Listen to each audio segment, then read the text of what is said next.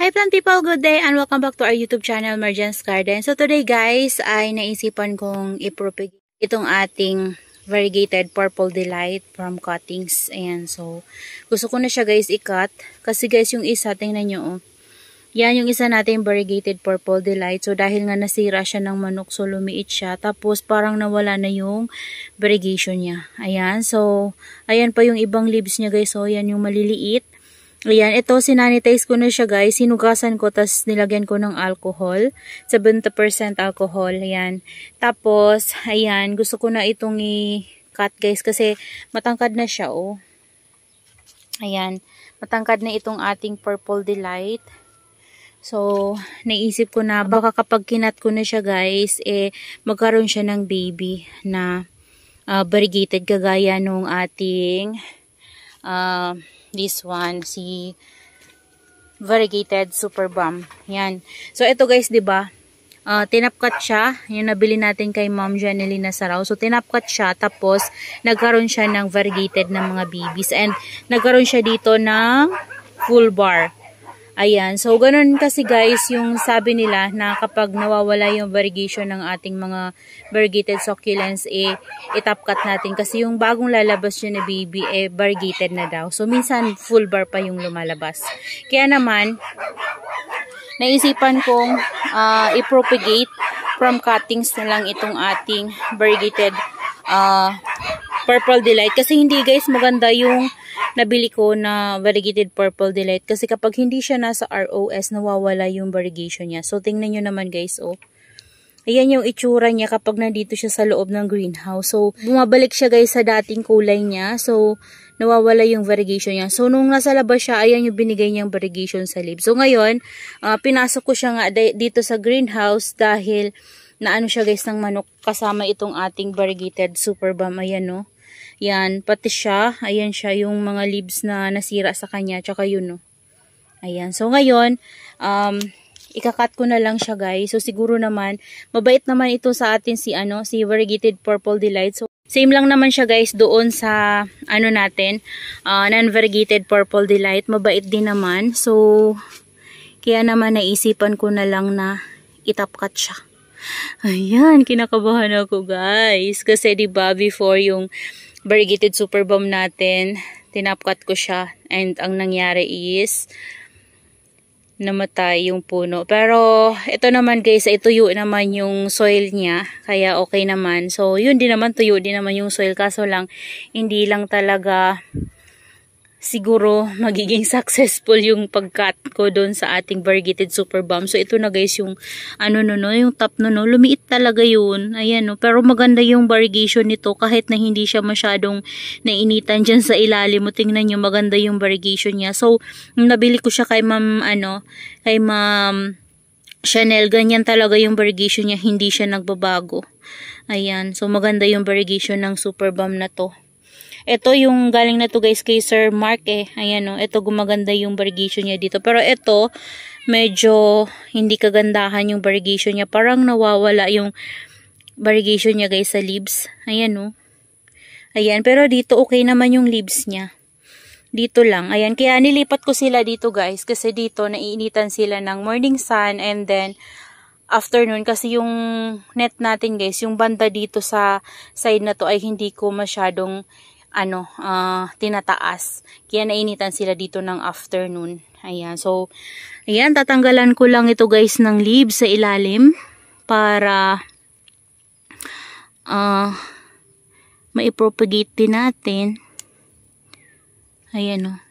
Ayan o, variegated siya. Kasi masisira din naman yan guys. Ito hindi na variegated o. Masisira yan guys kapag kinat natin siya. So, ipopropagate ko yung ibang leaves niya. Tapos, ikakat na natin.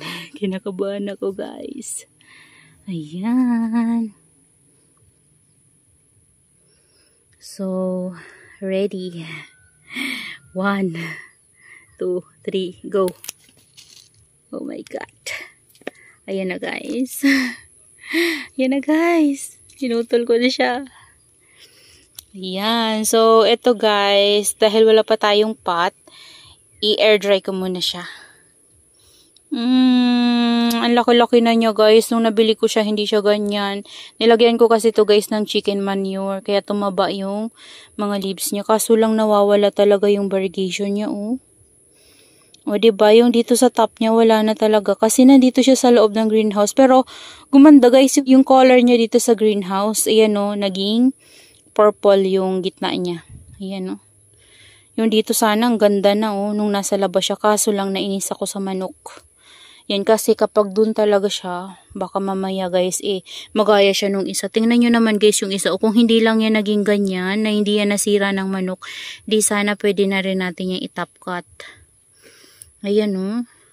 Yan. So ngayon, dito ko muna itong ating variegated purple delight. Saan ko ba ito pwedeng ilagay? Yung mai-air dry ko siya. Yan dito. Yan, yung pwede siyang mainitan ng morning sun. Ayan.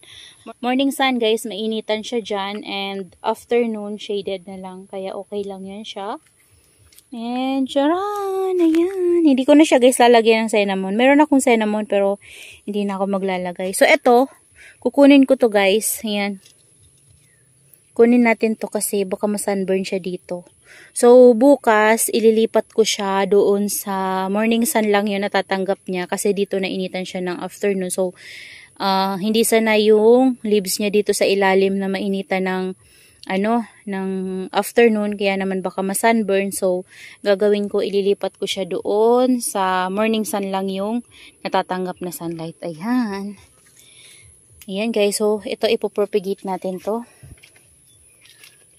Ayan, saan ko pa yata pwedeng ilagay? Ang dami ko na guys kasi propagation dito. Ayan. Dito na lang guys sa tabi ng cactus. Ayan yung pinopagate ko na cactus. Ayan, yung isa maganda yung variegation ng leaves oh. Ayan oh. So, dyan ko na lang muna siya. And yun lang guys. Yan, ganyan lang guys. So, dito kasi nainitan dito ng tanghali. Yan, pero hindi sobrang init dito. Parang lang, yung lang ng init. Reflect na lang ng init guys dito. Kaya hindi naman yan dito guys sa sunburn. Ayan, yung ating mga propagation guys nandito. Ayan, dito, meron din ako ditong guys. Kinuha ko to dyan sa sa purple delight natin. Ayan o, yung 4 leaves na yan. Ayan siya. So, hindi ko pa nakikita kung may variegation ba yung leaves niya. Parang wala naman guys variegation yung tumubo na baby. So, yung pinakauna kong na-propagate nito guys, di ba nilagay ko sa ROS yung ating variegated purple delight. Lumalaki na yon guys. Tapos nung ulan ng ulan, ang tagal na naman ng kakaulan, nalusaw. Ayan. So ito meron siya oh. So kapag lumaki-laki na yan guys, ililipat ko yan sila sa pot na single and then papainitan natin yun siya. And dito lang siya muna sa loob ng greenhouse habang maliit pa. So ito din. Antayin natin yan. So mabilis lang yan guys magkaroon ng baby. Ayan. So ito, yan yung kinuha ko na leaves doon sa ating variegated super balm na nabili kay ma'am dyan, yung full bar. So, ayan, may roots na, yung super balm. So, ayan guys, ilipat ko na to. Baka bukas makalimutan ko, masunburn pa. Ayan, dito ko na lang siya guys. Dito naman ay hindi siya mainitan ng tanghali. Kasi dito lang talaga guys yung sobrang init kapag tanghali. Kasi hindi ko tinataas yung net. Ayan, so that's all for today's video guys, and I hope you enjoy watching and see you on my next vlog. Happy gardening everyone. Bye bye.